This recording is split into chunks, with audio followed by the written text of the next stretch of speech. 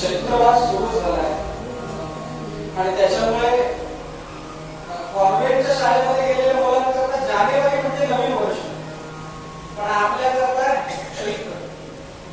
आणि म्हणून चैत्राची सुरुवातच त्या मर्यादा पुरुषोत्तम प्रभू रामचंद्रांच्या बंधनाने व्हावी, याच्यापेक्षा काय बुद्ध सरकार एक दुसरा असावा. आणि म्हणून समर्थांचा अभंग अशा एक होतीचे लेखन करायचे.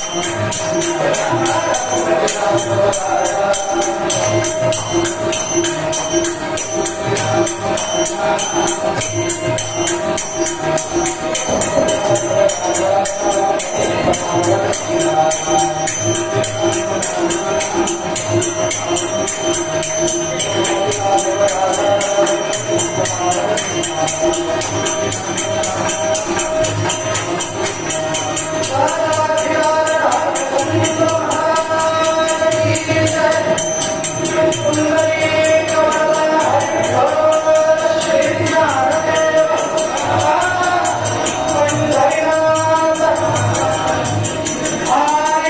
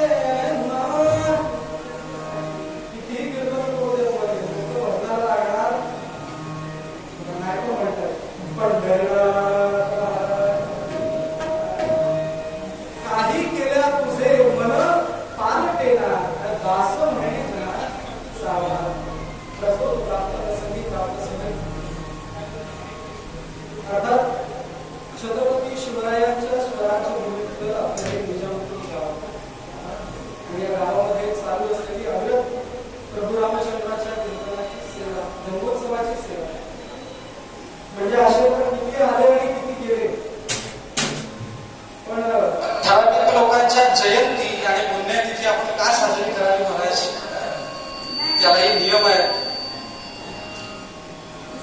प्रभू रामचंद्रांचं आदर्श आपल्या जीवनामध्ये उतरावं याच्याकरता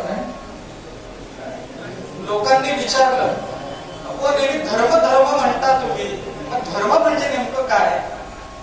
याच्यावरती उत्तर देताना पुराणकारांनी एका वाक्यातच उत्तर दिले, तुला धर्म बघायचं ना काय, रामो विग्रह बाणे धर्म काय.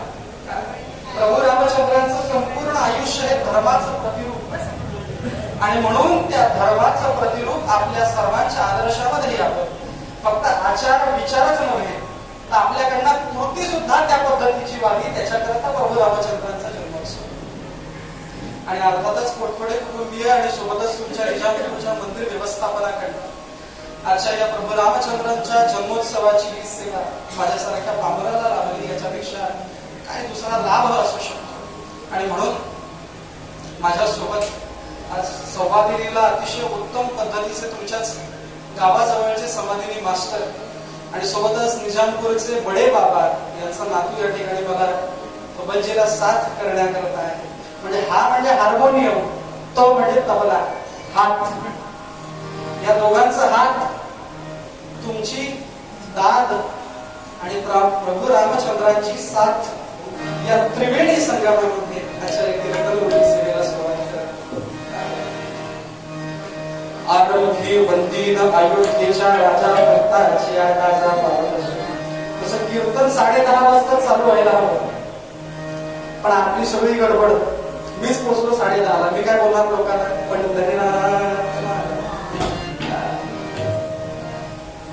आणि म्हणून कीर्तन बरोबर 12:40ला संपणार म्हणजे संपणार.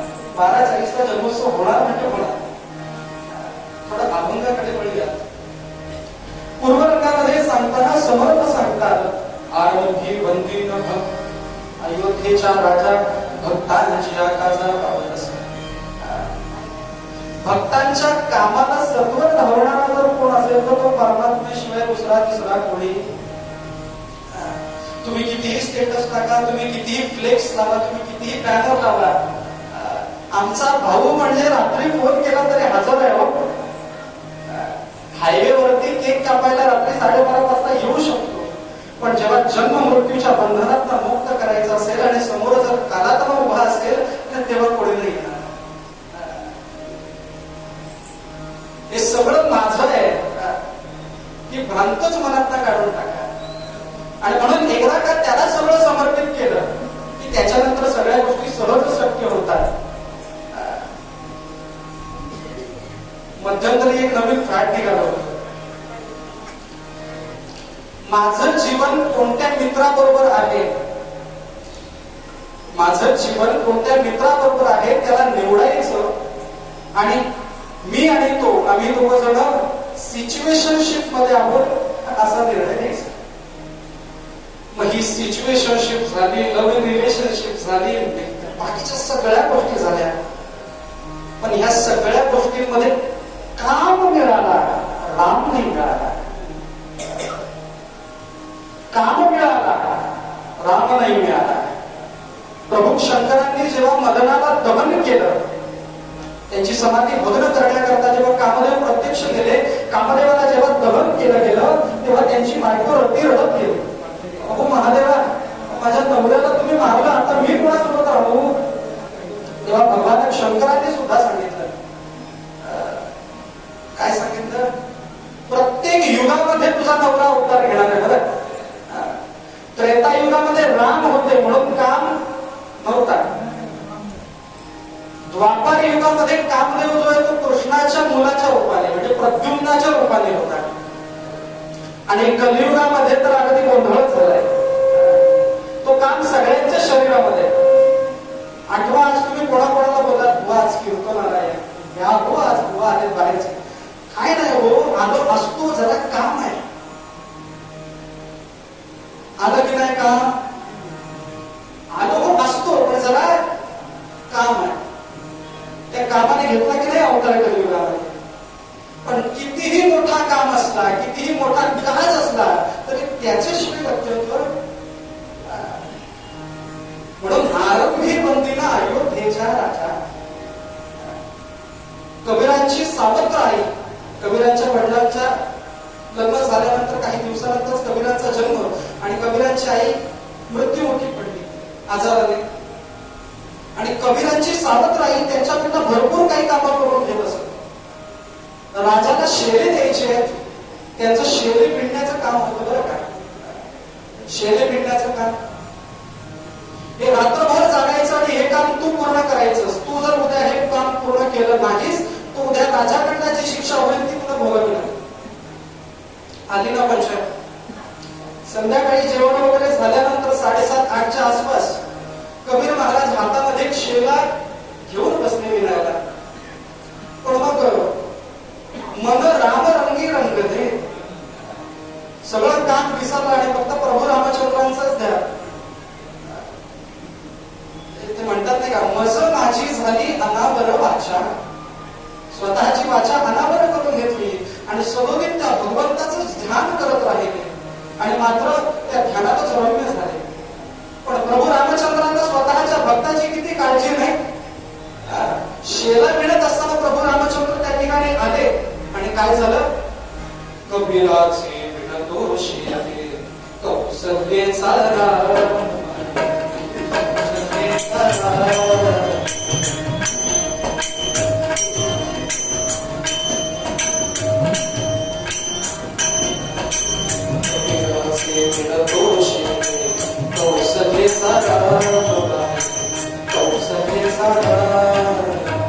एक एक तारी हाती भक्त गाई गीत. एक एक धागा जानकीचा राजा खरशाल कौशल्येचा कौशल्येचा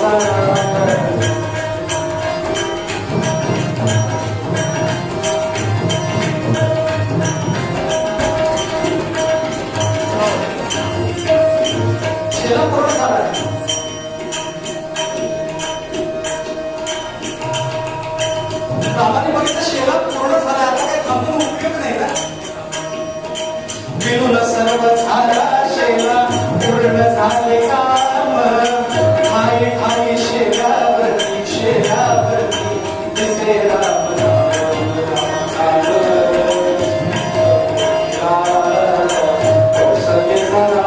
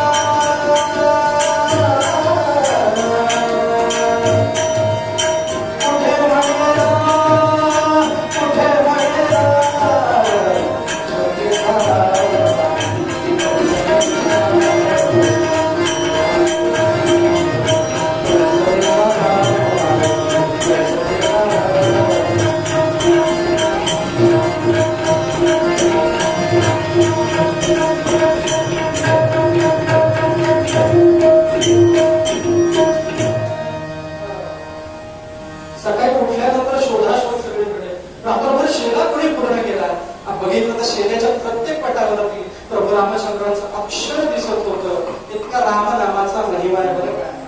तुझ्या नामाचा महिमा तुझं न कळे ग क्षमा. आणि म्हणून हे कसं होईल काय होईल ह्या सगळ्या भानगडी विसरून किंवा रामचंद्राला का होईना 1.5 तास मंदिरात येऊन बसायचं. बाकी काय होईल ते नंतर बोलू. आणि एकदा का त्याच्यावरती सोपवलं की सगळं सोपंच होतं. आणि म्हणून बाकीच्या सगळ्या खटमटा गोष्टी बाजूला करायच्या. आरंभे वंदीन अयोध्येचा राजा भक्ताची आकाजा पावतसे पावतसे उपहास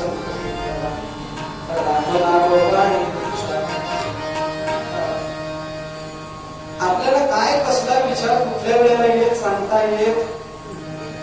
कीर्तनात बसलो तरी लोक काही शांत बसेल इथून तिथं तिथून इथं तिथून इथं चाललं.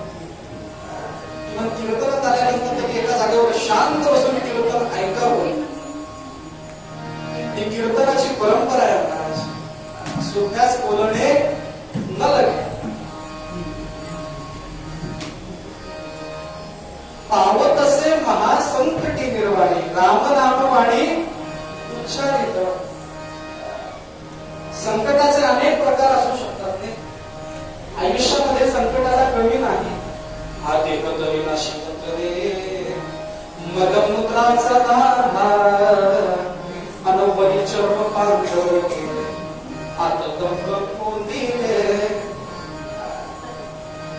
शारीरिक असो मानसिक असो सगळ्या गोष्टींनी आपण त्रस्त आहोत. आपल्याला देशाचा विचार कधी येतोच नाही. आणि म्हणून संत भगवंत अवतार का घेतात. बुडते हे जग न देखवे डोळा येतो गळबळा म्हणून. लोकांनी विचारलं तुमच्या देवाने एवढे 10 अवतार घेतले कोणा करता घेतले. तुकोबारायांनी एका शब्दातच सांगून टाकलं.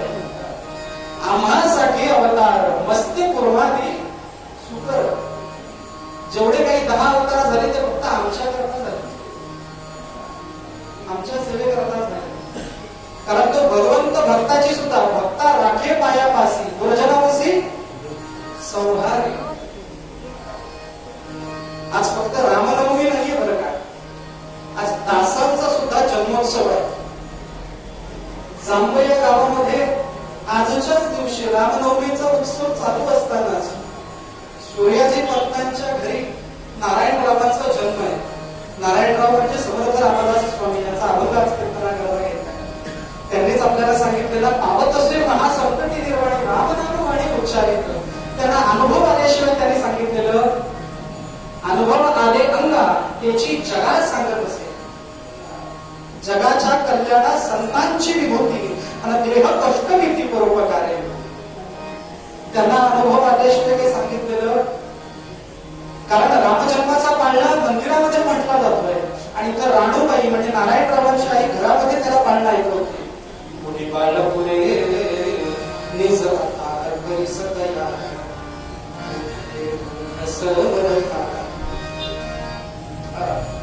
पाळण्यामध्ये असा का झोपलायस. का हात कसे आदळशी आपटशी पाळण्यास देस. थोडा बेस कमी केला तर आवाज मला वाटतं चांगला आहे. हे चिन्ह भाविकार्याचे म्हणतील तयांते साचे. हे व्रत हे शिरदान देशा सांभाळण्याचे अंगाई पाळणा जाते. सुंदर पाळणा रामबाई गाताय. दिसा नसाने नारायणराव मोठा मोठा मोठा मोठा होत गेला आणि 12 वर्षाचा तो मोठ्या भावाचं लग्न पुरकलं. त्या काळामध्ये 12 आणि 13व्या वर्षी लग्न होत असत बरं का. आता तुम्ही म्हणाल बुवा तुम्ही पुरोगामी की अधोगामी. मी पुरोगामीही नाही आणि अधोगामी नाही. आम्ही समाज अभ्यास कोणी निंदा अथवा बंदा आमचा स्वहिताचा धंदा. त्यावेळी 12 आणि 13व्या वर्षी लग्न होत असत. नांदायला 18 वर्षानंतरच पुढे म्हणजे 12व्या वर्षी लग्न झालं म्हणजे 13व्या वर्षी लगेच बाळ होत नसत. 18व्या वर्षानंतरच ते बरं होतं बरं काय. नाही तर आत्ताच सिच्युएशनशिप लव्ह इन रिलेशनशिप मध्ये मुलगी कुठेतरी सुटकेस मध्ये नवरा कुठं तरी डब्यात सापडला. पंढरीनाथ ते पिंपत कापून मारण्यापेक्षा ते बरं होतं की नाही. समाज मनाचा सगळेच विचार करायचे. त्यावेळेला कितीही मोठा विचार असला, कितीही सो कॉल्ड फेक फेमिनिझम असला तुमच्यामध्ये, तरी सुद्धा स्त्रीचा सुद्धा तितकाच विचार केला जात असतो. आणि नारायणरावांचं लग्न जवळ आलं बरं का. पोहल्यावर ते उभं केलं समर्थांना. 12 वर्षाचं ते लेकरू अंतरपाठ धरलं आणि बुवांचे मंत्र चालू. बुवा म्हणजे गुरुजी. तदेव लग्नं सुदिनं तदेव तारावलं चंद्रबलं तदेव लक्ष्मीपती ते दृढं स्मरामि. आणि मग सगळे मंत्र संपले. शुभमंगल सावधान. 12 वर्षाच्या नारायणाच्या मनामध्ये विचार आला, हे सावधान का म्हणतात? सावधान म्हणतात म्हणजे काहीतरी गडबड. सावधान म्हणतात म्हणजे काहीतरी आपल्याला इथं राहून काही जमणार नाही. आपल्याला जर देव देश धर्म करायचा असेल तर इथून आपल्याला पळावं लागणार नाही, हे मात्र नक्की. आणि मग शेवटचा मंत्र चालू झाला.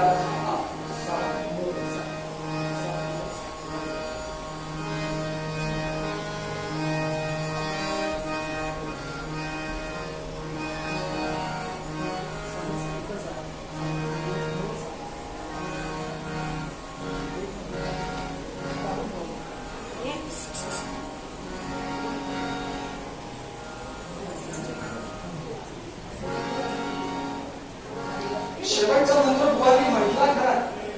नारायणराव डोळ्यामध्ये उभे. आली लग्न घटी समीप नवरा घेऊन यावा घरा. गृहियोते मधुपर्क पूजन करा.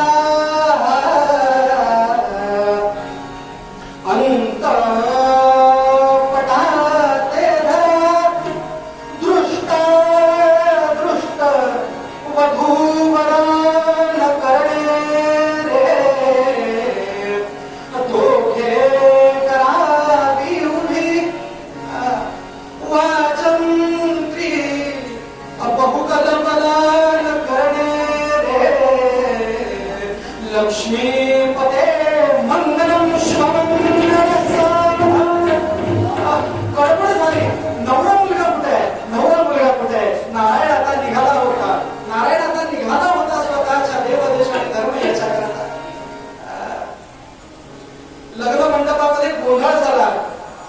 रामचंद्रा तुझा वियोग, रामचंद्रा तुझा वियोग, ऐसा न घडो संशय.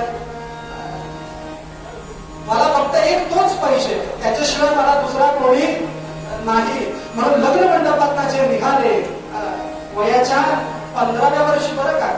15 म्हणजे एकावरती 5, एकावर 5वर 1 नाही. आपल्याला देशाचा धर्माचा विचार करायचा म्हटला की आपल्याला 5वरती 1 यावे लागतात. काय समाज कल्याणाचं काय बघितलंय की नाही? बघून रिटायरमेंट म्हणतो. रिटायरमेंट नंतर तुझ्या समाधीची जागा शोधायची काय. आणि बघा 15वं आणि 16वं वर्ष आलं की 15वं आणि 16वं वर्ष धोक्याचं. आमच्या समर्थांनी 15व्या वर्षी देश कल्याणाचा विचार केलाय, समाज कल्याणाचा विचार केलाय. एवढंच नाही, आमच्या माऊलींनी वयाच्या 16व्या वर्षी ज्ञानेश्वरी सारखा ग्रंथ लिहिलाय. आणि एवढंच नाही, स्वराज्य संस्थापक छत्रपती शिवराय यांनी वयाच्या 15व्या वर्षी रोहिणेश्वराच्या डोंगरावरती शपथ घेतली आहे. कशा करता शपथ घेतली माहिती का तुम्हाला? रोहिण्याच्या डोंगरावर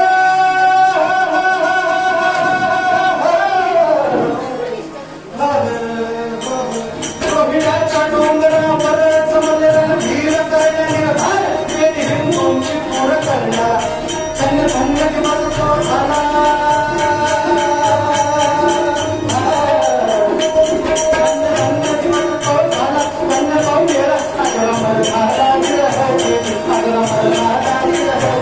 Gracias.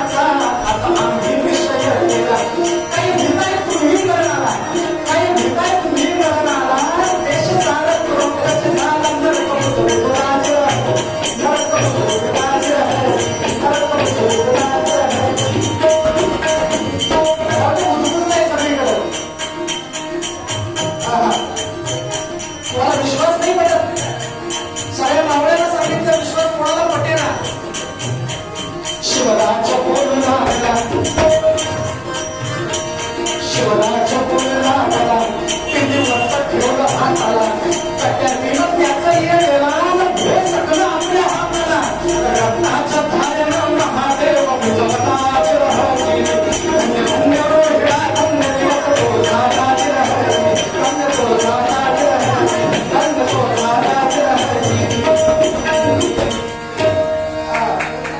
वयाच्या 15व्या वर्षी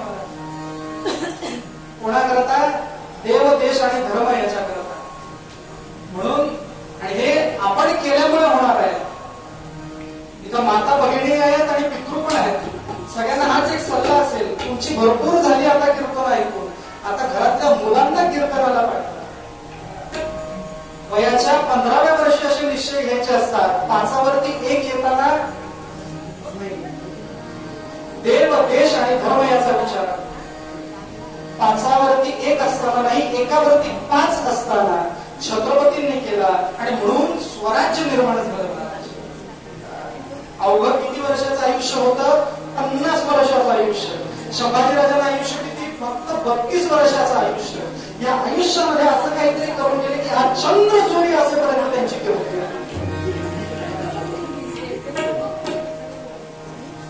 आणि त्याच्यामुळे हा विचार बोबड्यावरती येताना व्हावा आणि समर्थांनी स्वतःच्या आध्यात्मिकतेचं मार्गक्रमण अशा पद्धतीने करावं की शेवटी महाराष्ट्रामध्ये पण अशी रणदुंदुभी करत आली. महाराज प्रबल यमन झाले होते वंदेगा महाराष्ट्रात आक्रंदक होता धर्म केवळ सत्तेच्या नादात शौर्य धैर्य तले होते परसंगीच्या कंपात ऐशा वेळी कल्याणी वीराची केवळ धाणी श्री समर्थ सद्गुरुवाणी तुमची हो सर्वत्र जय जय रघुवीर समर्थ जय जय रघुवीर समर्थ जय जय रघुवीर समर्थ जय जय रघुवीर समर्थ.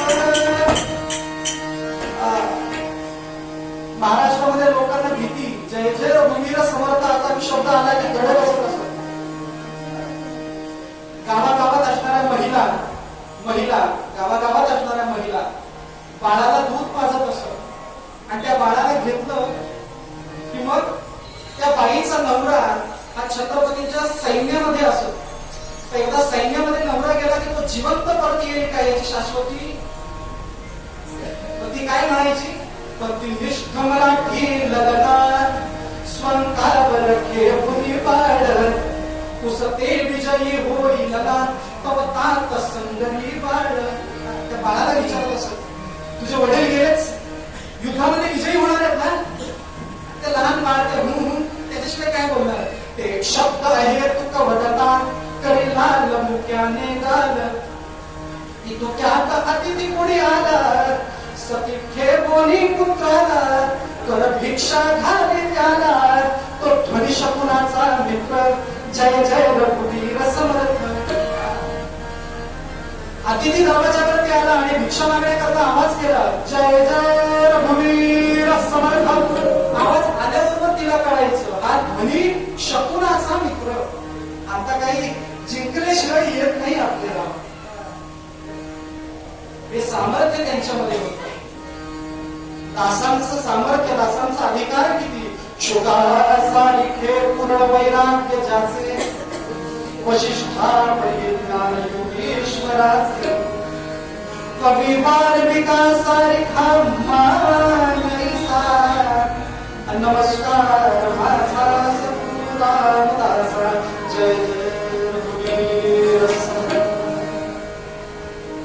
म्हणून कितीही मोठं संकट असलं तरी पावत असे महासंकटी निर्वाणी राम नामवाणी उच्चारी.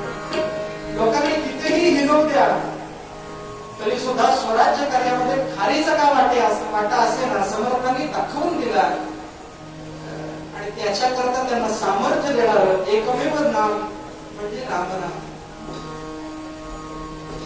उच्चारिता राम होय पापक्षय. आपण दिवस रात्र काही ना काहीतरी पाप करतच असतो. चालत असतो काय बोलत असतो काय खेळत असतो काय कुठल्याही दृष्टीने पाप करत असतो. पण मग त्या पापातला विमुक्तता कशी व्हावी प्रभू रामचंद्रांचं नाव उच्चारिता राम होय पापक्षय पुण्याचा निश्चय पुण्य. मग ती भूमी असत्याची आहे की सत्याची आहे त्याच्याशी काही घेणं देणं नाही. एकदा का त्याचं नाव आलं की सगळं. याचा अर्थ असा नाही की किती पण पाप करा आणि देवाचं नाव घेतलं की मोकळं, तसं नाही. नजर चुकीने झालेलेच पाप तो क्षम्य करणार आहे. चुकाने झालेले पाप तुम्हाला बोलायलाच येणार आहे. पुनरपि जननम पुनरपि मरणम पुनरपि जननी जठरे क्षयनम इह संसारे बहुदुस्तारे कृपया पारे पाहि मुरारे भज गोविंदम गोविंदम भज पूरम.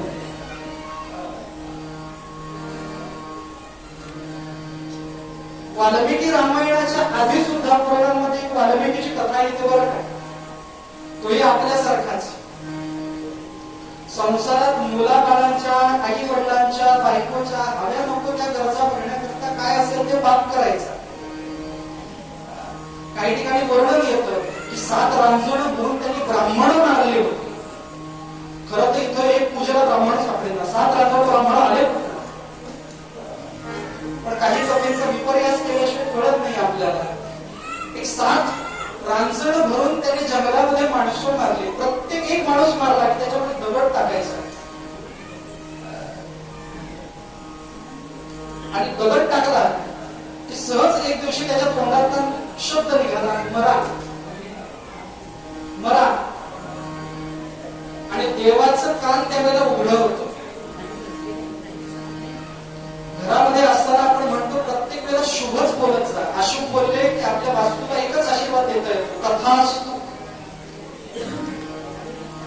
संध्याकाळी जिभेवरती सरस्वती बसलेली असताना काहीतरी चांगलं बोलावं म्हणजे ते देवापर्यंत पोहोचतं. आणि सहज देवाने त्याचं नाव ऐकलं आणि नारदांना बोलवलं. नारदा, आणि आता त्याच्या कल्याणाची वेळ जवळ आली आहे. महाराज 7 रांजण भरून त्यांनी माणसं मारली. एक पिंप भरून मारलं तर त्या मोस्कांचं कसं झालं बघितलं. एक माणूस मारल्यावर जर इतका त्रास होत असेल, 7 रांजण भरून मारलेत माणसं. पण तुलसीदास सुद्धा म्हणतात अपमोहिता भरोस भगवंता बिनु हरिकृपा विरही नाही संता. संतांची संगती होणं हे देवाच्या आशीर्वादाचं प्रतिरूप आहे महाराज. आज तुम्ही इथं सगळे जमलेले आहात, कुठंतरी आपलं काहीतरी संचित राहिले असल्याशिवाय जन्माच्या कीर्तनाला माणूस पोहोचवत. देवाचं नाव तोंडामध्ये येणं याच्याकरता सुद्धा देवाचीच कृपा असावी लागते. बरेच जण आज कीर्तनाला येणारही नसतील, पण अचानक त्यांच्यासोबत येणाऱ्या मैत्रिणी किंवा मित्रांनी सांगितलं चल काय तुला बरोबर ऐकून येऊ. पण हे तुमचं फळ नाहीये. तुम्ही सकाळी जे देवाला नमस्कार केला असेल ना, हे त्याचं फळ आहे की तुम्ही आज कीर्तनाला उभे राहा. मंडळी होऊन महर्षी नारद त्याच जंगलातनं वाल्मिकीच्या रस्त्याने वाल्याकोळीच्या रस्त्याने निघाले. हातामध्ये वीणा आणि चिपळी घेऊन सतत नारायण नारायण नारायण नारायण नारायण नावाचा घोष चालू आहे. आणि अचानक वाल्मिकीने आढळलंय. मला म्हटलं नारदच आले की काय मला थांबवायला. थांबायला एक पण झाल्यानंतर कोणाला पाया वगैरे पडायच्या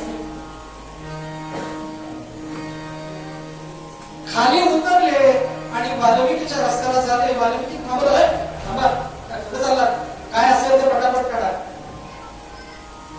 महर्षी सुद्धा म्हणतात गळ्यामध्ये हात तंबोरा, हातामध्ये चिपळी, याच्याशिवाय माझ्याकडे दुसरं. आणि राम नामाचं पवित्र धन आहे. मीराबाई म्हणतात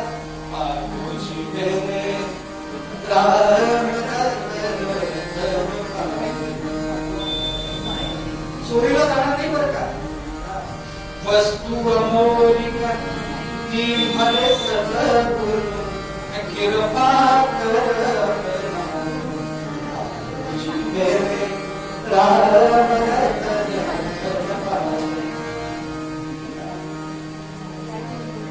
याला चोर सुद्धा घेणार नाहीये आणि खर्च सुद्धा होणार नाही. जितका खर्च कराल तितकं वाढेल. शेवटी वाल्मिकीने सांगितलं माझा नियम आहे, माझ्याकडे आलेल्या माणसाला मी मारणार, त्या रांजणामध्ये भरणार. समाजमनामध्ये पण काही माणसं अशी असतात की चांगलं शिकवायला गेलो की त्यांचं वाईट पण सोडणार नाही. काय केलं आपण चांगलं शिकवायला गेलो की आपल्याला जड शिकवणार होती. त्याच्यामुळे एकदा दोनदा तीनदा समजवायचं आणि तेव्हा पण जर नाही समजले तर त्याच्यानंतर स्वतःला समजवून घ्यायचं की याच्यानंतर त्यांना समजवायचं. एकदाच काय ते शांत बसून घ्या म्हणजे मला बोलता येईल व्यक्ती घेऊन.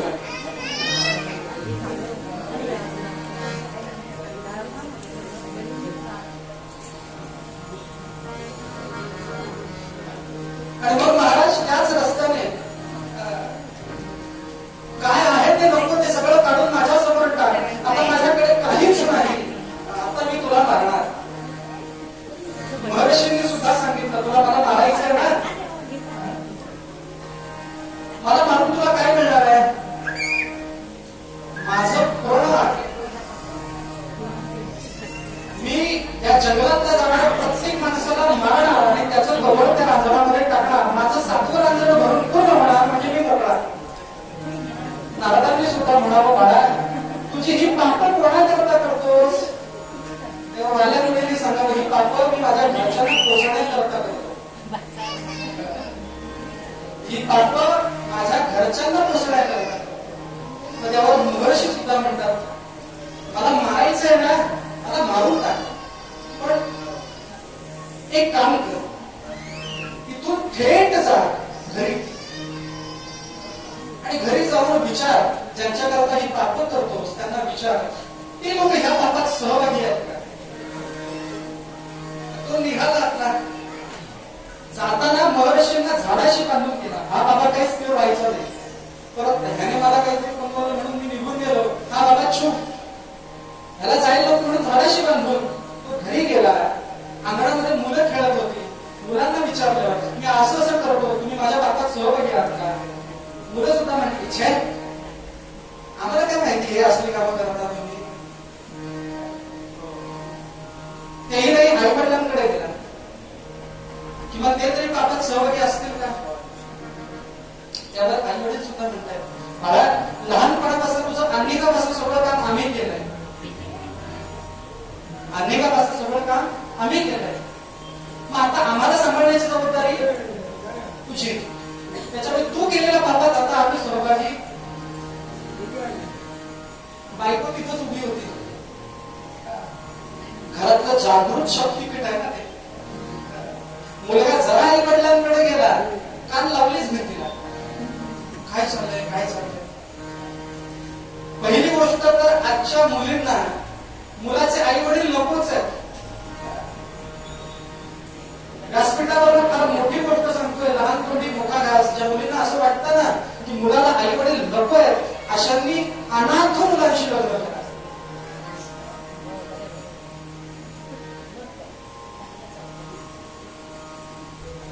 माझ्याकडे गेला बायकोकडे प्रेमाचे 2 शब्द बोलण्याकरता सुरुवात केली. तिचा काही आपात नाही. तू माझ्या बापात सहभागी आहेस का? अगं माझी वामानगिरी तू. त्यावर ती सुद्धा म्हणते छे माझ्या घरच्यांनी लावून दिलं म्हणून मी तुमच्यासोबत आले, नाहीतर तुमच्यासोबत आले फेमस आहे लोक. मी आहे म्हणून टिकले, नाहीतर मी आहे म्हणून टिकले. दुसरी असती तर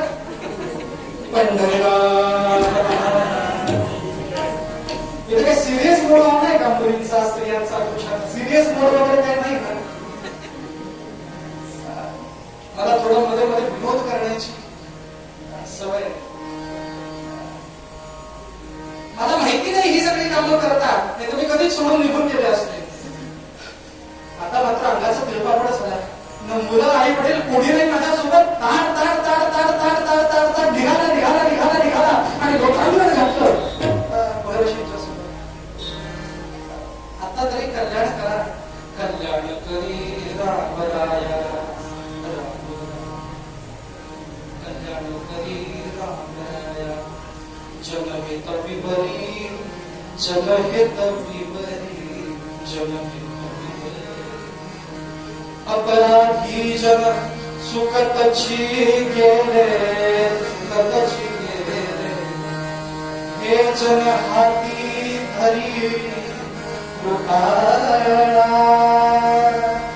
हे जन हाती धरी कृपाळा, तरी राम.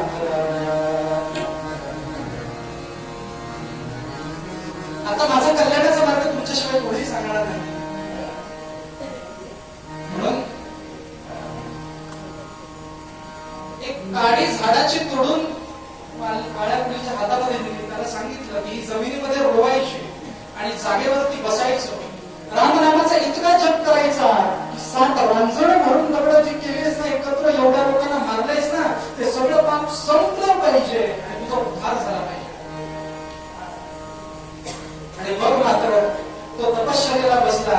आवडीचा मंत्र सांगितला सोपा जे देव कुठे का लिहा. त्याला तेही सगळं घेता येईना, राम म्हणताच येईना. राम राम राम राम राम राम राम राम राम राम राम राम राम राम राम प्रगटले आणि वाल्याचा वाल्मिकी झाला महाराज. आणि प्रभू रामचंद्रांच्या अवताराच्या आधी त्याने ग्रंथ लिहिला वाल्मिकी रामायण. आणि त्या रामायणाच्या एका शब्द पुढे सुद्धा रामांना जाता आलं नाही असं वाल्मिकींचं आदर्श आहे. इतका अधिकार वाल्मिकी ऋषींकडे गेला. कशामुळे? उच्चारिता पुण्याचा निश्चय पुण्यभूमी, पुण्यभूमी पुण्यवंतांचे नाठरे नाठरे काय. आज तुम्ही सगळे इथे एकत्र आलात म्हणजे तुम्ही पापी.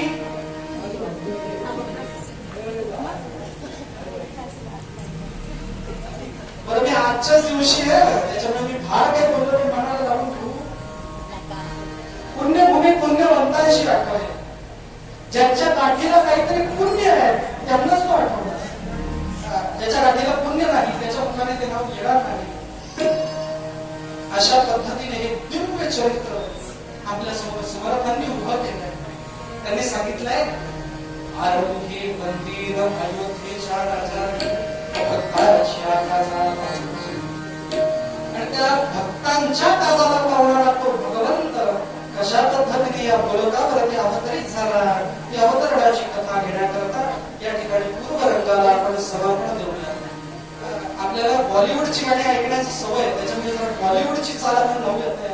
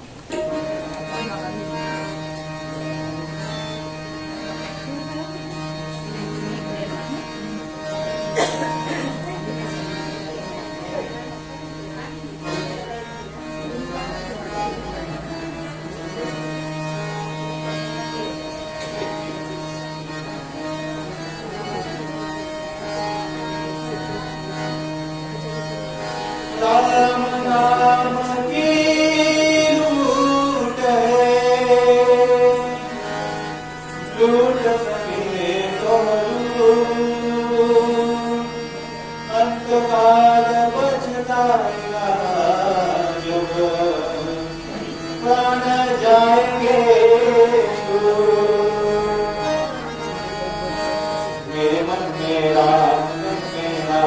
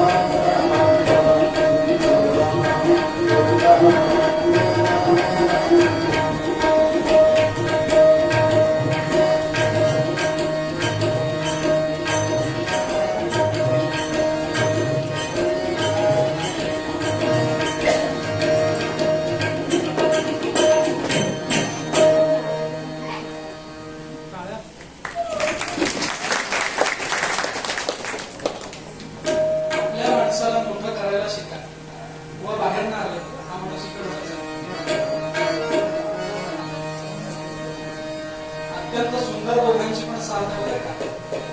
आम्ही बोलवतो प्रॅक्टिसला बसेल थोडा आल्यानंतर, पण माझ्याकडनंच निघताना गडबड इतकी झाली की प्रॅक्टिस दूरच, डायरेक्ट गादीवरतीच उभं राहिलो. आणि इथं उभं राहिल्यावर काहीच दिसत नाही मंडळी, काहीच दिसत नाही.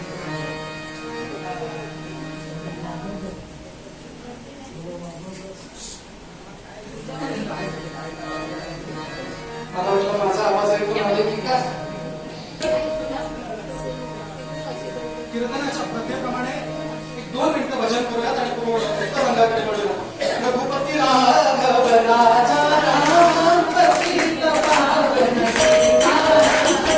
रघुपती राघव राजा राम पतित पावन सीता.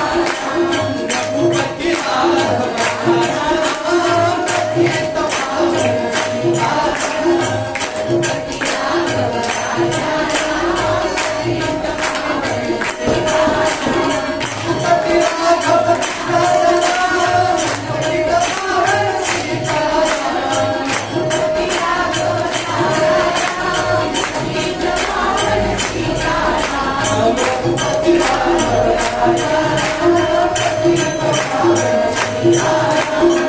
रघुपती राघव राजा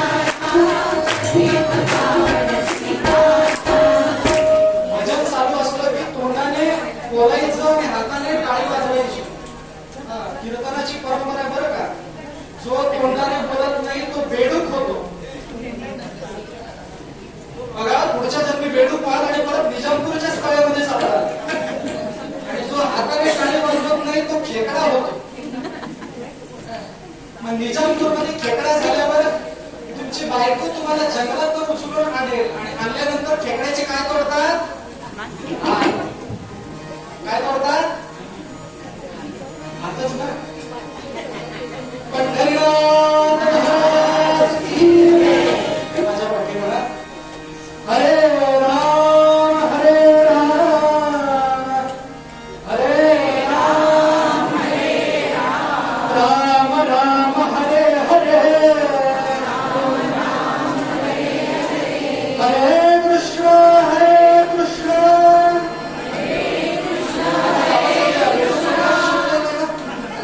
कृष्ण कृष्ण हरे हरे. सत्ययुगाच्या अगदी अंतिम पायरीवरती त्या संवत्सराचा मनू आणि त्याची पत्नी शतरूपा हे दोघं जण तपश्चर्येला बसले बरं का. नारायण रमण रमण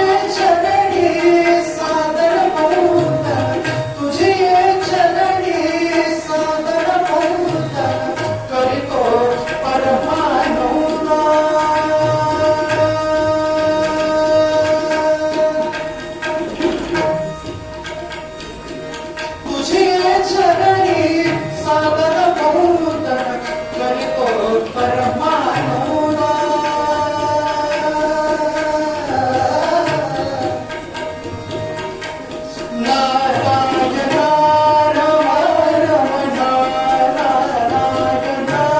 नारायण नारायण नारायण.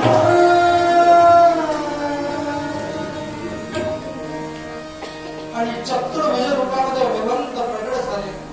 शांताकारं भुजगशयनं पद्मनाभं सुरेशं विश्वाधारं गगनसदृशं मेघवर्णं शुभांगं लक्ष्मीकान्तं कमलनयनं योगिभिर्ध्यानगम्यं वन्दे विष्णुं भवयहरं सर्वलोकैकनाथं राजाधिराज रामचंद्र भगवान की जय.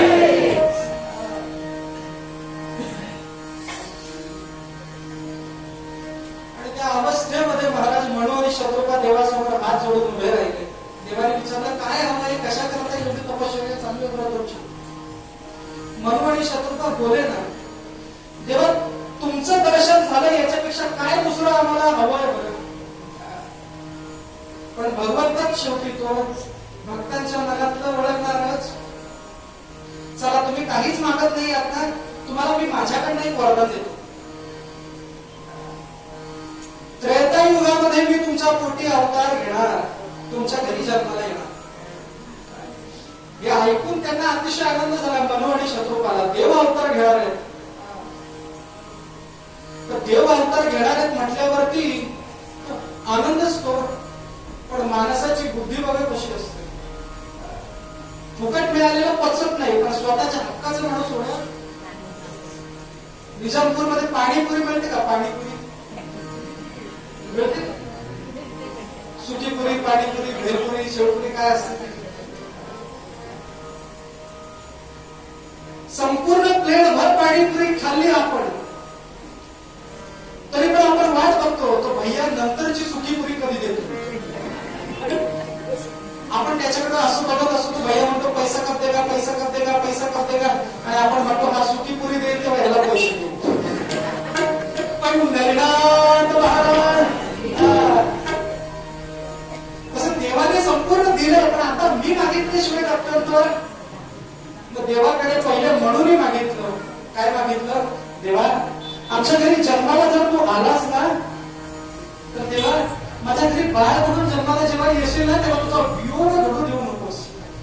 ज्या दिवशी तुझा वियोग होईल ना, त्या दिवशी हे प्राण निघून जावे, पण तुझा वियोग सहन करावा असं म्हणून मागितलं. आणि शत्रुपा म्हणजे आईने मागितलं देवाकडे. काय मागितलं? देवा माझ्या घरी जन्माला येशील ना, तेव्हा मला कळता कामा नाही की माझ्या घरी देव जन्माला आले. जर देव जन्माला आले ना, तर मी तशी सेवा नाही करू शकणार. गोकुळामध्ये यशोदा मातेची अवस्था तशीच आहे. गावातली सगळी म्हणतात तुझा मुलगा चमत्कारी आहे, तुझा मुलगा चमत्कारी, तुझा मुलगा चमत्कारी. यशोदा म्हणजे शेवडा येतो, त्याला मी उचलून आता आणते.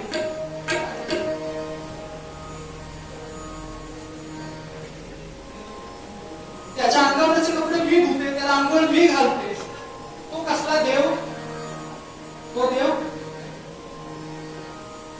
पण तेव्हा एक लक्षात ठेव, मानवाच्या जन्मात येतोयस ना, तर मानवाचे दुःख सुद्धा सोबत घेऊन ये. तू देव आहेस म्हणून दुःख तुला चुकायला पाहिजे असं काही नको देवा. मला तुझा चतुर्भुज अवतार नकोय. मला अवतार असतील तर ब्रह्म सुद्धा नकोय. मला माझा मुलगा म्हणून तू हवाय. ही कोण सांगते? भारतातली स्त्री सांगते बरं का. भारतातली स्त्री सांगते देवाला, माझ्या घरी जर जन्माला यायचं असेल तर मुलगा म्हणून ये. देव म्हणून तुझा देवात पण ठेव, तिकडे दुसरीकडे कुठे ठेवायचं असेल. आणि भगवान तथास्तु म्हटले आणि भगवान अंतर्ध्यान झाले. आणि त्रेतायुग उजाडलं. त्रेतायुगाच्या सुरुवातीलाच महान शिवभक्त असणारा रावण, ज्याने संपूर्ण पृथ्वीवरती हाहाकार माजवून ठेवला. त्याच्या कथेमध्ये पण असे बरं का, ब्राह्मणांना मारायचं आणि राजवामध्ये बांधून ठेवायचं. धर्म, न्याय, नीती सगळ्या गोष्टी संपवायच्या आणि आपला अनाचार मुक्त करायचा. बरेच लोक म्हणतात रावण म्हणजे महान शिवभक्त होता. शिवभक्त म्हणजे फक्त शिव उपासना करणारा नव्हे, तर शंकराचं आचरण करणारा भक्त. भक्ताची व्याख्या काय आहे? फक्त उपासना नाही, त्याचं आचरण सुद्धा स्वतःमध्ये असलं पाहिजे. रावणाने फक्त सीता बनवली म्हणून त्याच्यावरती शासन नाही केलं, तर त्याने आतापर्यंत अनेक स्त्रियांवरती अतिप्रसंग केलेले आहेत म्हणून त्याच्या अत्याचाराला दंड द्यायचा. नाहीतर त्याच्या एवढा महान शिवभक्त कुठे हो?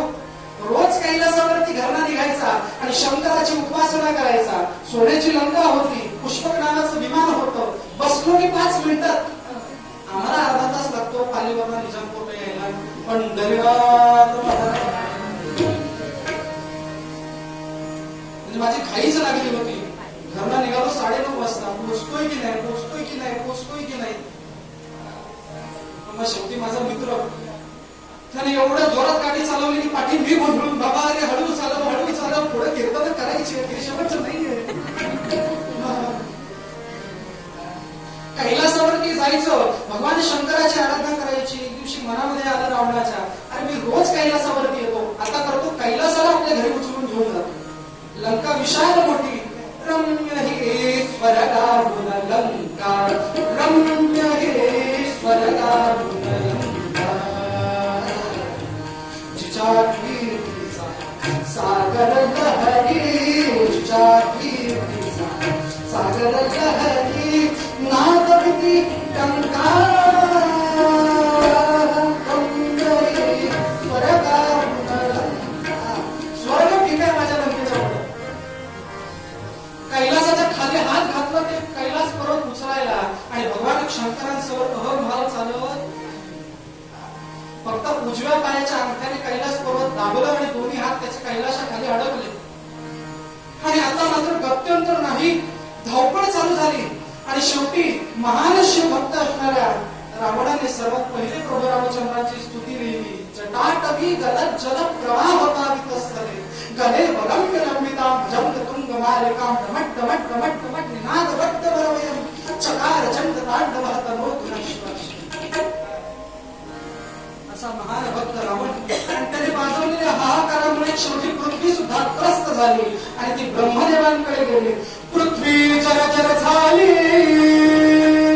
गेली ब्रह्म्यासी अर्ध कळवाया.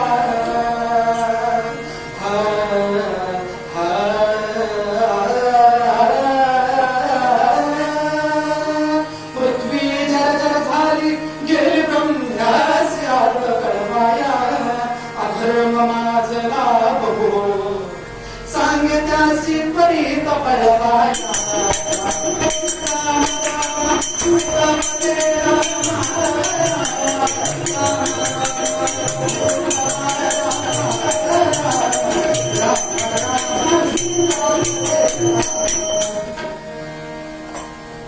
आणि इथं ते मनु आणि शत्रुपा.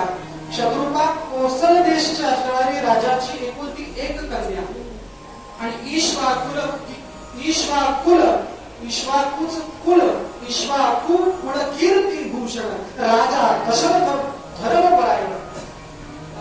ईश्वाकूपासून हरिश्चंद्रांपर्यंत, त्याच्यानंतर राजा सगर, दिलीप, संदीप आणि त्याच्यानंतर गंगा नदीला आपल्या पृथ्वी तळावरती आणणारे राजा भगीरथ, ज्यांच्या नावाने आपण म्हणतो गंगा भागीरथी, त्याच्या नावाने ओळखलं जातं गंगेला. त्यांचं कुळ भागीरथानंतर अजव आणि ते अजाचा पुत्र हा सूर्यवंशातला अतिशय प्रखर आणि तितकाच तिखट राजा दशरथ. प्रजेचं सांभाळ करावं त्याच्या बाबतीत वर्णन करताना गीत रामायणामध्ये लिहिलंय, गृही चंद्रसा नगरी इंद्रसा सूर्य जसा संकलित. घरामध्ये चंद्रासारखा, नगरामध्ये इंद्रासारखा आणि सूर्य म्हणजे मार्तंडासारखा युद्धामध्ये. आपल्याकडे परिस्थिती उलट आहे. आमचे हे घरामध्ये सूर्यासारखे, प्रजेमध्ये चंद्रासारखे आणि युद्धामध्ये इंद्रासारखे. पंढरीनाथ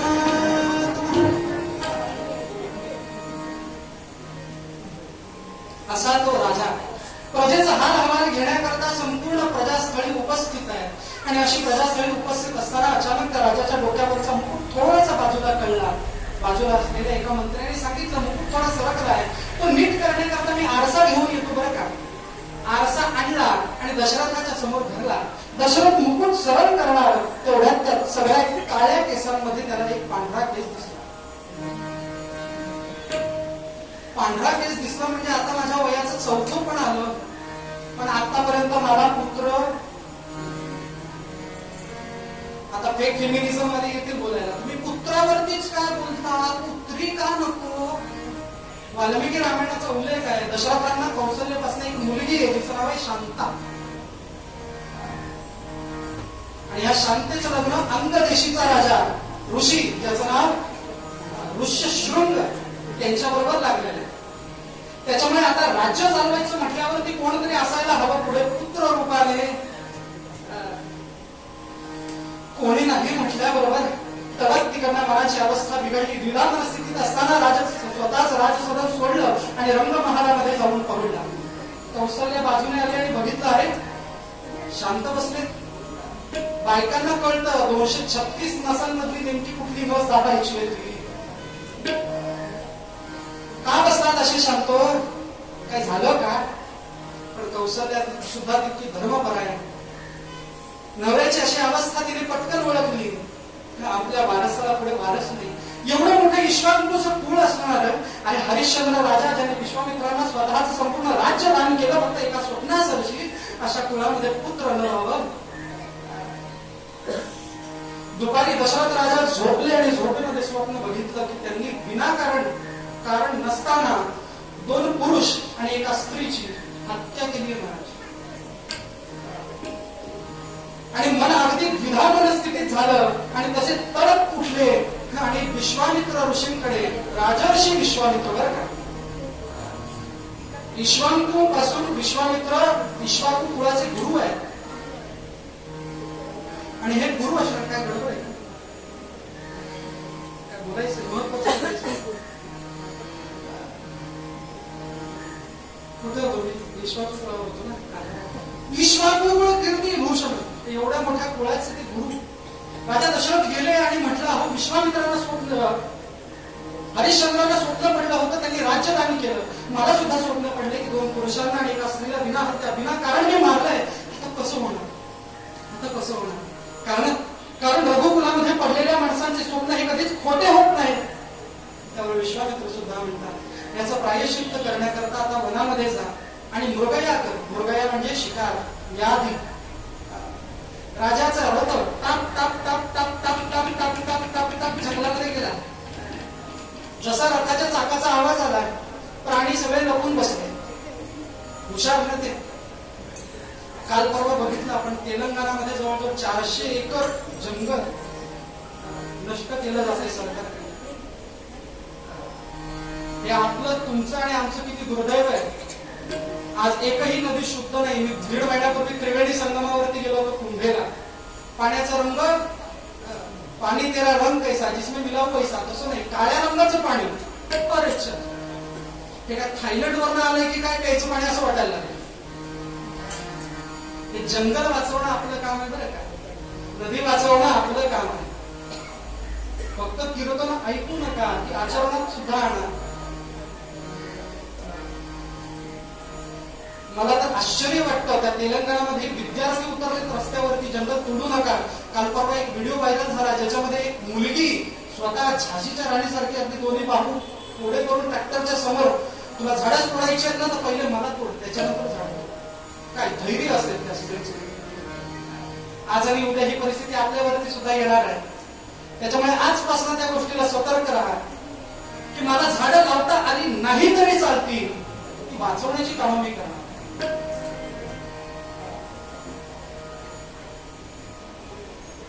सगळे प्राणी लपले आणि मग शेवटी आता रात्री काय करायचं म्हणून दशरथ सुद्धा एका झाडावरती जाऊन बसला. त्याला कर्ण वेधी बाण चालवण्याची कला ओळख होती. आवाज आला की बाण मारला की मेलाच काही. झाडावरती जाऊन बसला, विचार केला की रात्रीच्या वेळेला पाणवट्याजवळ कोणतरी पाणी प्यायला प्राणी येईल असं म्हणत तिथं बसला. आणि अचानक तिथूनच त्या जंगलात ना गंगोत्री, यमुनोत्री, बद्रीनाथ, केदारनाथ सगळे 4 धामांची यात्रा करत श्रवण कुमार आपल्या वृद्ध आई वडिलांना घेऊन त्या जंगलात. हे भारतीय संस्कृतीचं सर्वात मोठं प्रतीक आहे बरं का श्रवण कुमार. तू माझा होशील ना असं म्हणण्यापेक्षा तू आमचा होशील ना असं म्हणा.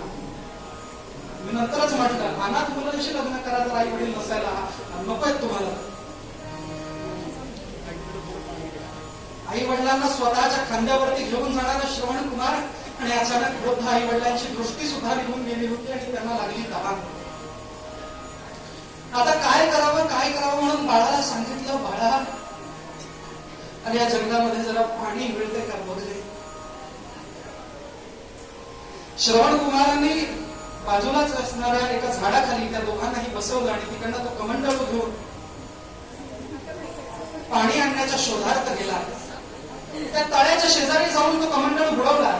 इथं दशरथ राजावरती झाडाच्या वरती बसलेला बाण काढलेला आहे महाराज आणि बुडबुड असा स्वर आला, दशरथ मारी शरविप्रासी, दशरथ मारी शरविप्रासी, बुडबुड तो ध्वनी येता, दशरथ मारी शरविप्रासी, बुडबुड तो ध्वनी येता,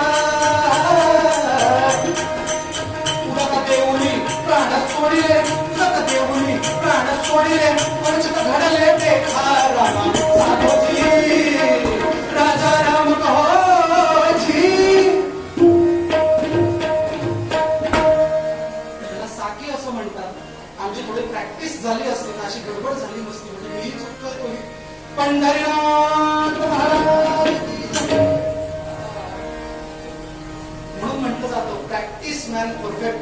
पण त्याच्यापेक्षा something is better than nothing. लोकांना वाटतं म्हणजे कीर्तन करतो म्हणजे पोतराज आहे की काय. मला तात्यांचं म्हणजे काय त्यांचं नाव पोटफोडे, त्यांचा फोन आला काकांचा. मी तेव्हाच म्हटलं मी मोठी मोठी उत्सव करतो पण यावर्षी मला कीर्तन घ्यायला जमत नाहीये. का? माझ्या परीक्षा चालू आहेत बीएससीच्या. उद्या पेपर आहे माझा. उद्या जर मला शिक्षकाने विचारलं काल काय अभ्यास केला त्यांना काय सांगणार 12 का विंडो. पण कसंही काही झालं तरी एक दिवसाकरता का होईना म्हणजे अंजली काकू आपल्याकडच्या रायगड जिल्ह्याच्या अतिशय प्रसिद्ध कीर्तनकर अंजलीताई कवडे यांच्या माध्यमातून ही सेवा या ठिकाणी मला लागली.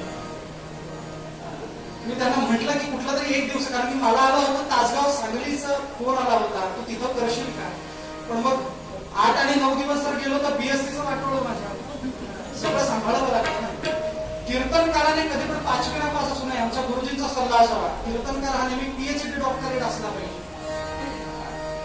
कारण तुम्हाला ऐकणारे म्हातारे नसणार आहेत बरं का, तुम्हाला ऐकणारे तरुण वर्ग असणार आहे. मी आलो तेव्हा माझा प्रचंड अपेक्षा भंग झाला. मला सगळे वयोवृद्धच आहेत का, पण आता जरा डोळे सुखावले. कसं का असे ना तरुण वर्ग आला पण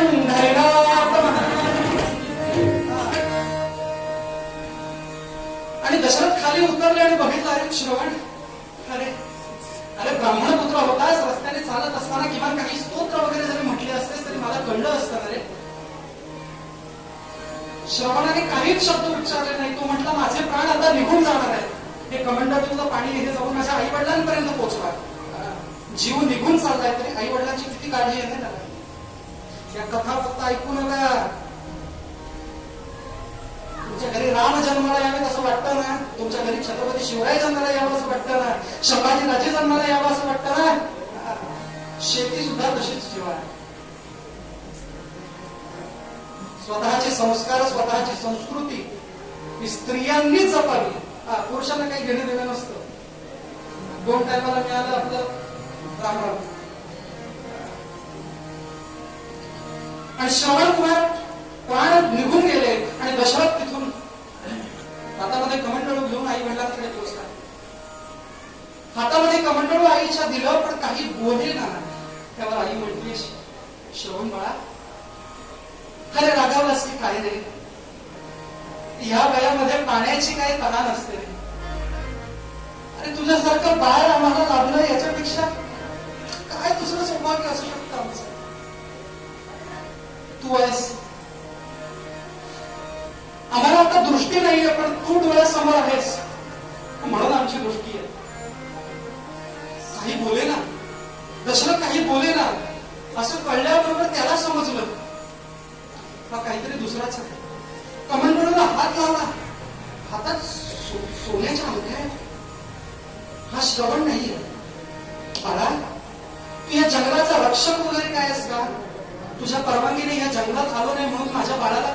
बंदी वगैरे केलं?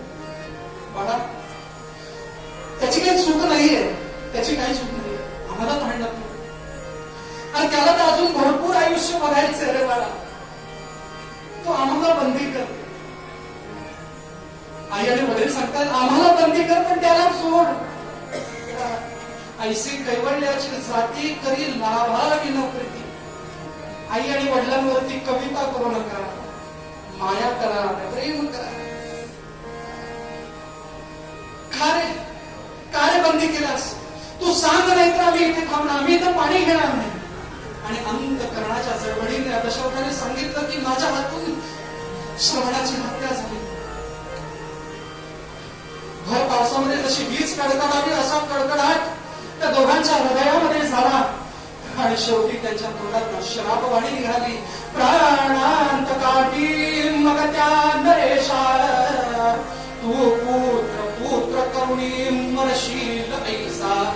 ऐसे पदोनी तेत ते हत्यागी, राजा मनी हर्ष विशाल.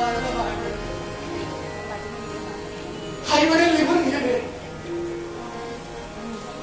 स्वतःच्या पुत्राकरता आई वडील निघून गेले. गेल्या काही वर्षामध्ये जे मुलाने आई वडिलांचं करायचं असतं ते आई वडील मुलाचं करत आहेत. आज कुठल्याही व्यसनाच्या आहारी मुलं जात आहेत. आज कुठल्याही गाड्या कुठल्याही वेगामध्ये कुठलीही नियम न पाळता चालवत आहेत आणि मृत्युमुखी अवस्था येतो करणी करून. त्यांना काय करणार? आई वडिलांचं दुःख काय असतं? जगाकरता तो फक्त एक व्यक्ती असतो, पण आई वडिलांकरता तो संपूर्ण जग असतो. दशरथ तिथून अतिशय दुःखभरित वाणीने निघून आला आणि विश्वामित्रांसमोर उभा राहिला. विश्वामित्रांना सांगितलं असं असं झालंय. विश्वामित्रांनी गणित मांडलं आणि राजांना सांगितलं, राजा, अरे जे कमी पडत होतं ते आता मिळालं.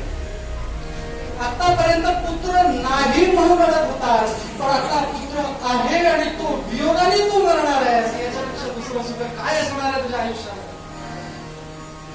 पोरं नसून लाच खाण्यापेक्षा पोरं असून लाच खाल्लेली कधी पण चालते. ग्रामीण भाषा कळते ना. माझा मुलगा आहे, भले तो मला मारतो तरी माझा मुलगा.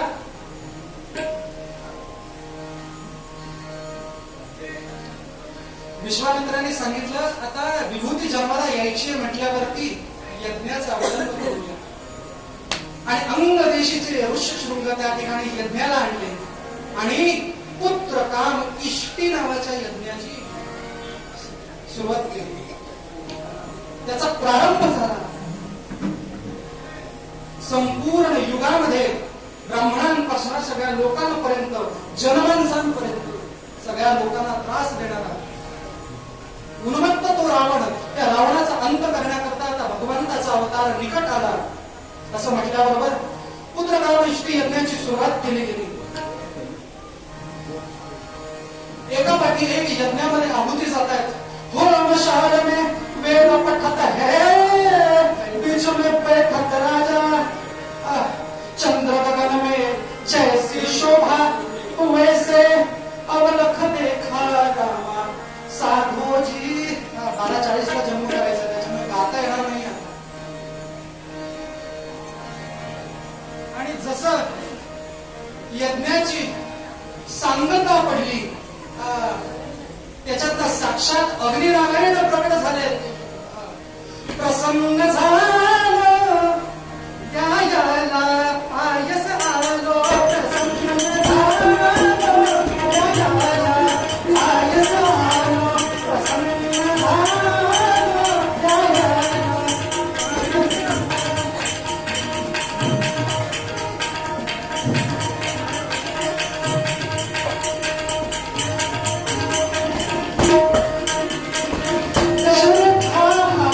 प्रसाद घे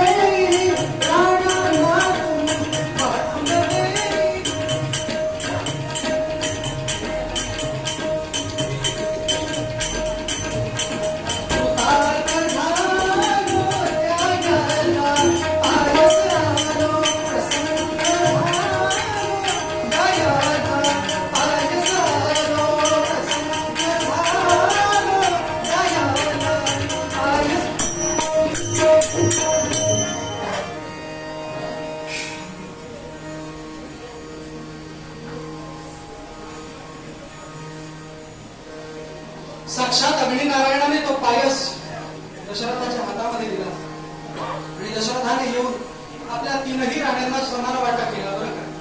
पण राण्या कधी संतुष्ट नसतात. कैकेयीने सांगितलं पहिला वाटा कौशल्याला दिला, दुसरा सुमित्रेला दिला, मग तिसरं मला दिलं म्हणजे शेवटची मी म्हणजे मी तुमची नावडती. आता मी खातच नाही कसं उचलून ठेवला खिडकीवर. सुमित्रा म्हटली बाई बघ काळजी करू नको, हा घे माझा प्रसाद तू खा. आणि तेवढ्यात कैकेयीचा प्रसाद एका घारीने पळवला. ती घार कुठं गेली पौर्णिमेच्या कीर्तनात ऐकायला आली तिच्या. मग आता कैकेयीकडे पात्र आहे, कौशल्येकडे पात्र आहे, सुमित्रेकडे काय. मग त्या दोघी जणी अगदी सामंजस्य. तुझ्याकडे नाही ना, एक एक घास तुला आम्ही भरवू. लक्षात घ्या, सौतीने घास भरवलाय. पंढरीनाथ दोनदा घास खाल्ल्यामुळे आता काय होणार आहे ते पुढे ऐकणार आहोत. आणि अतिशय सुंदर रम्य अशा वातावरणामध्ये सगळ्या तीनही राण्यांची गर्भधारणा झाली. विश्वामित्रांनी सांगितलं की जाऊन प्रत्येकाला आता पूंज म्हणजे आता काय डोहाळे लागलेत ते विचार. प्रत्येकाला वेगवेगळे डोहाळे लागलेत. आता तर काही सांगायला सोय नाही. म्हणजे मी इकडचं नाही सांगत, आमच्याकडचं सांगतो. जंगलामध्ये जायचं, बॉटलभर पाणी घेऊन मातीमध्ये पाणी टाकायचं आणि त्या मातीचा वास घेत बसायचं. असे डोहाळे लागतात. हो हो हो. चिखल आणि मातीचे डोहाळे लागले तर काय जन्माला येणार आहे? 15 पिक्चर मध्ये ती व्हिडिओ ओढते. काही चमत्कार आहे. म्हणजे हे असे डोहाळे असतील तर काय जन्माला येणार आहे? जिजामातेंचे डोहाळे होते रथात, घोड्यावरती आरूढ व्हावं आणि मुघलांचा नायनाट करावा, तसं कौशल्येचे डोहाळे जगाच्या कल्याणाकरता आता मी पुढे यावं आणि काय तो रावण आहे त्या रावणाचा मी अंत करेन असं म्हणत रात्रीच कौशल्य तयार. असे डोहाळे कौशल्येचे. कौशल्याची सेवा करावी असे डोहाळे सुमित्रेचे. आणि आता सगळा राज्यकारभार मीच चालवावा असे डोहाळे कैकेयीचे. डोहाळे पूर्णत्वास आले महाराज. 9 मास आणि 9 दिवस पूर्णतीला आले. वसंत ऋतू आला, चैत्र मास सुरू झाला. अगदी 2 मिनिटं पाडा खाली यायचंय का?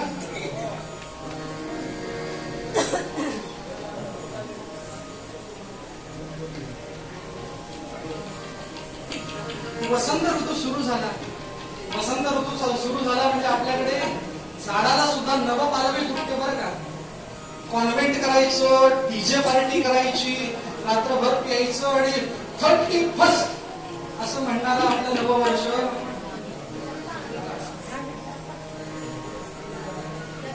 हातामध्ये झेंडे घेऊन लेझिम पथकासह वाजत गाजत प्रभू रामचंद्रांची यात्रा काढणारा आपलं नववर्ष. आणि ते नववर्ष प्रारंभ झाला. सृष्टी सुद्धा नवरसांनी भरून गेली महाराज. आज वसंत मंद असा वारा वाहतोय. वाऱ्यामध्ये सुद्धा अगणित पद्धतीचा सुगंध आणि त्या सुगंधाने परिपूरित असं ते वातावरण ऐक्य झालं. आणि 9 मास 9 दिवस सुद्धा पूर्ण झाले. आणि चैत्र मास उत्तम जाण,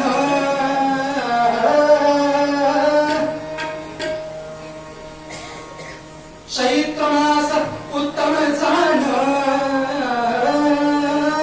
शुक्ल पक्षी नवमी तिथी पूर्ण,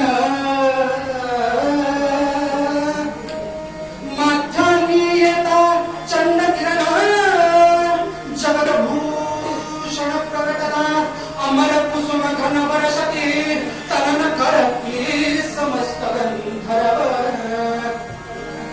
अमर कुसुम घन वर्षती, तनन करती समस्त गंधर्व. देवतिकांना झाले, अहो भक्तगणांना झाले, उत्सवाचे असे महापर्व.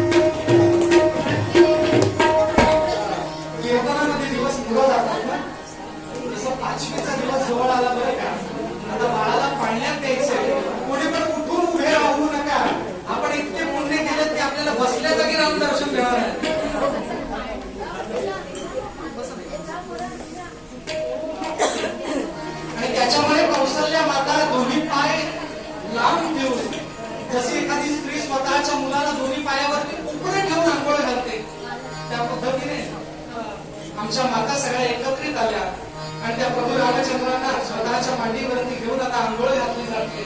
नाडी भाडी त्या निर्मळाते नाडी,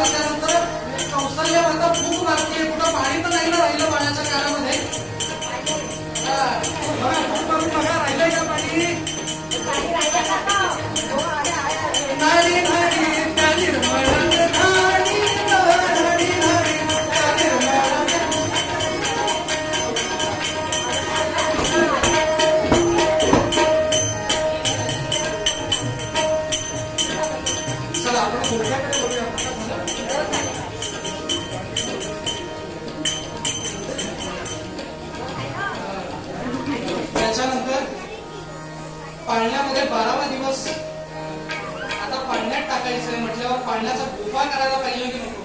पाळण्याला पण दृष्ट असते बरं का, म्हणून वरवटण्याने पाळणा आधी दृष्ट काढायची.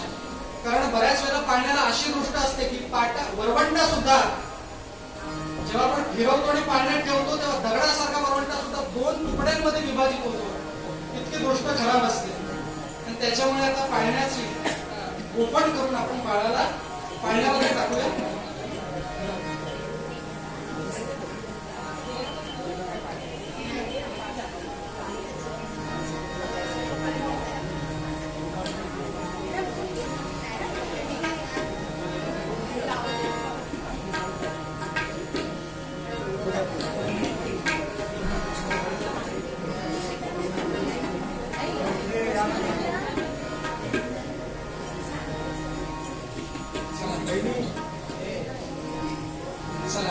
आता आपण गोवण करूया. बाळाला पाळण्याच्या उडून खालपर्यंत काढलं जातं. 3 वेळेला किंवा 5 वेळेला करून ते बाळ पाळण्यात टाकलं जातं. दोन्ही हाताने काढले आणि मुखाने गोविंद घ्या कोणी गोपाल घ्या, गोविंद घ्या कोणी गोपाल घ्या, गोविंद घ्या कोणी गोपाल घ्या, कौसल्याचा नंदन घ्या, गोविंद घ्या कोणी गोपाल घ्या, कौसल्याचा यशोदेचा हो श्रीकृष्ण घ्या, यशोदेचा गोविंद घ्या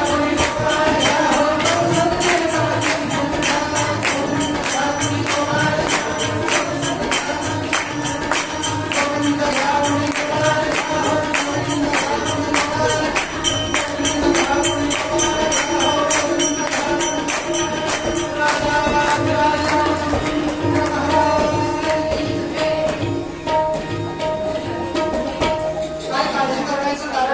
नॉर्मल डिलिव्हरी आहे, सी सेक्शन वगैरे नाही.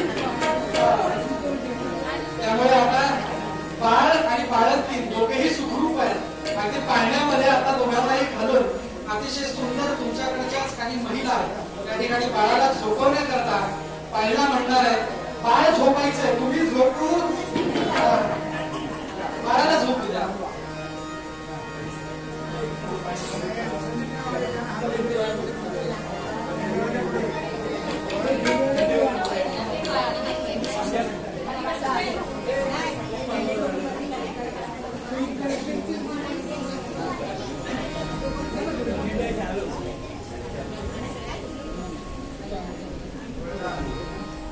श्रीराम बाळा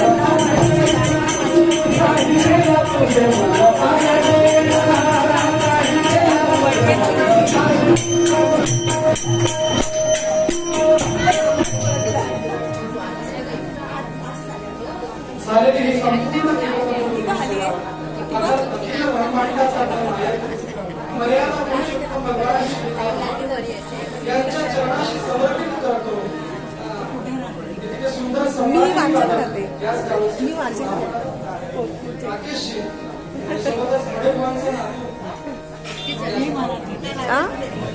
धीरज बडे त्या ठिकाणी सहभागी लावले. त्याचबरोबर तुमच्यासारखा उत्तम श्रोतृवर्ग या ठिकाणी लाभला. माझ्याकरता काही ते बोलण्याच्या ओघामध्ये काही शब्द गेले असते, स्वरामध्ये कुठे उतार चढाव झाला असेल तर तो माझ्या मंदमतीचा दोष आहे. क्षमा करा. झालेली ही संपूर्ण संकल्पना सेवा त्या परमात्म्याच्या चरणी समर्पित करून या ठिकाणी थांबतो. याची मानना देगा देवा आईला भेटते, आईने भेटते.